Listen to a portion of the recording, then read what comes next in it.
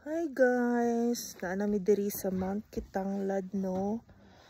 Nagsugod mi og hike around 7:30 AM, then nakaabot mi 2:30 PM sa ganina. So moto so far akong experience kay grabe gid siya kalisod kay puro gid siya patungas. Then wala gyud patag nimo makita.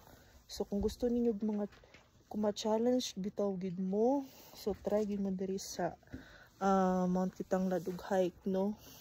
Pero dapat mag-train yun mo mga so far 1 month, then jogging ganun para ma-achieve gid ninyo nga di gid mo mahirapan diri og hike. So maura to si Ufags pa man oy, hoping nga ugma nanay sunrise para maka-picture ta og maayo. Bye bye.